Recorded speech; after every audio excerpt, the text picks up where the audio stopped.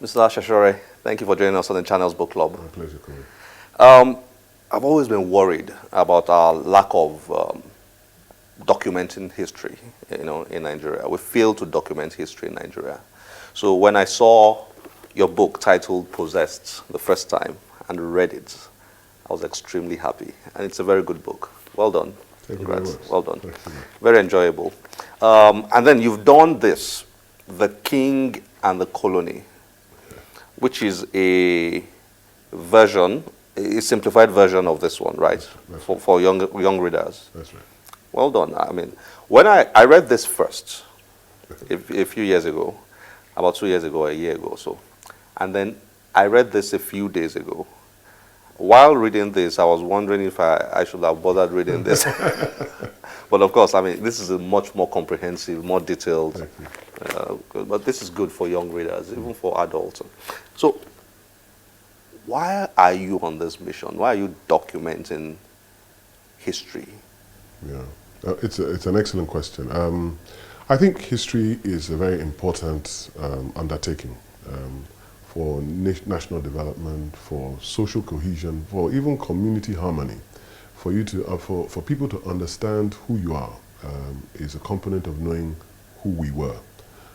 And many of the nations that we admire, who are performing well, productivity, economy, and social happiness, are very big on history. And it's no surprise that their country works. I think there's been a lack of attention, particularly recently, I think over the last 20, 30 years, that history was taken off the national curriculum. It was a shocking development. But shocking. Yeah, but it's still part of our national curriculum. It's still not part of our national curriculum today. And so, besides my amateur love for history, I also felt a social responsibility to make history accessible to as many Nigerians as possible. And there are a couple of us who feel that way, and that's what's pushing me to write these books. I feel a social responsibility.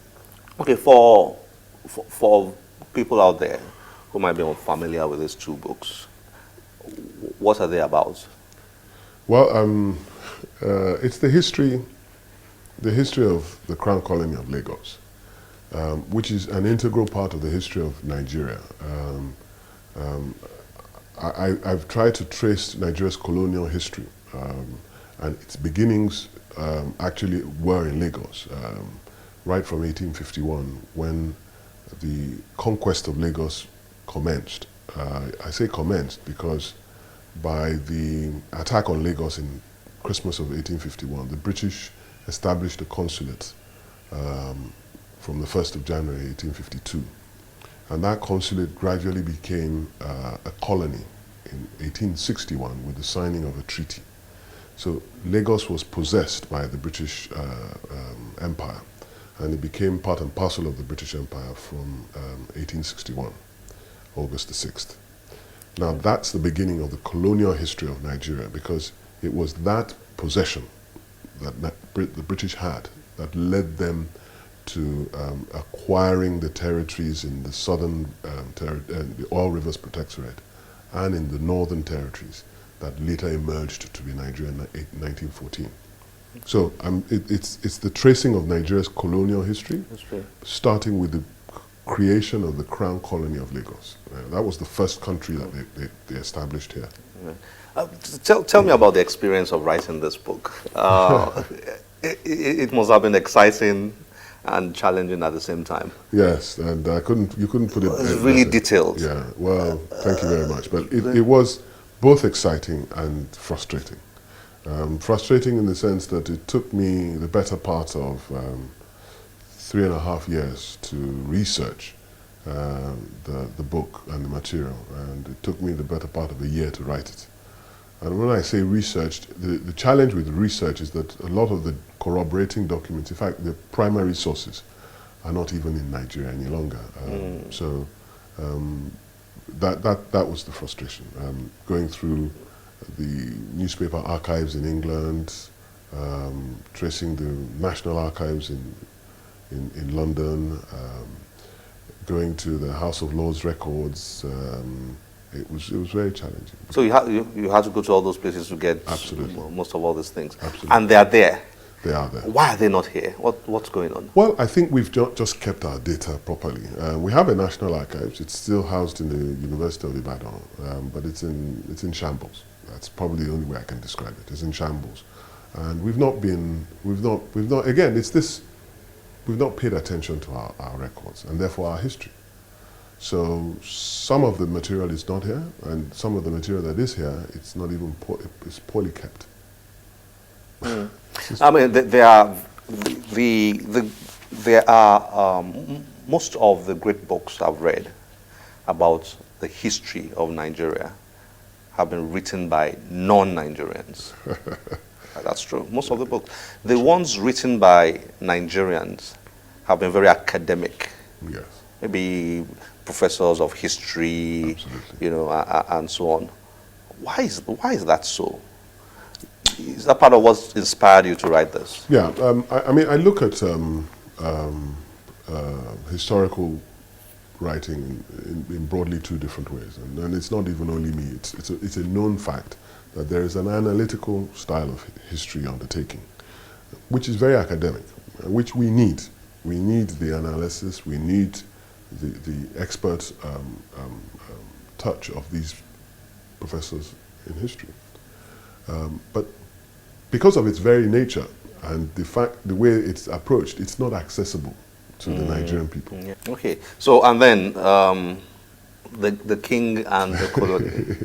The king and the colony is actually possessed in, like as you say, more simplified form. in a more direct story form. So it's targeted at young readers, but it's also targeted at tourists and adults who feel they just want to catch a good story. So it's called a different name, only so that you can understand the approach is different, but it's the same story. The king and the colony, because it was a kingdom that became a colony.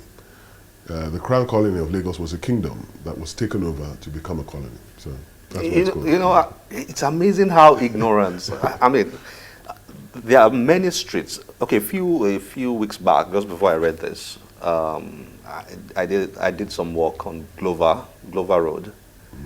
In Ikoyi, Glover Road in Ikoyi. And while reading this, I was reading about the Glover, the man who brought back King Koshoko to Lagos. You know, and there's so many. Tinubu, Campbell, Campbell Street is there. Tinubu is there.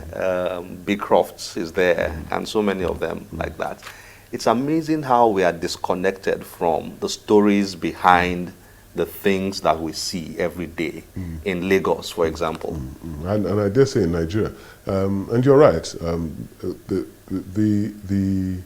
The thing about history is that the evidence cannot be hidden. When those streets were named, people probably weren't consciously doing it for any other reason that it represented their own time. But to us now, it has meaning, and the stories mean something. Not only do the names have meaning, the stories now mean something. And what we've got to use those stories for is to build a national purpose. We've got to use it to instill pride in Nigerians. Pride in what we used to be and what we are now and why we are where we are.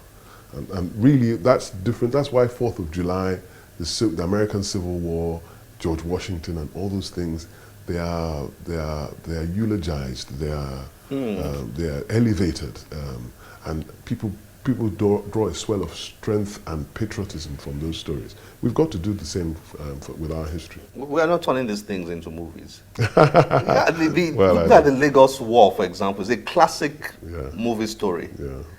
Koshoko versus Akitoye. The battle for the throne. Yeah, absolutely. You know, and the way they were trying to outmaneuver each other. You know, and then Akitoye going to Badagry.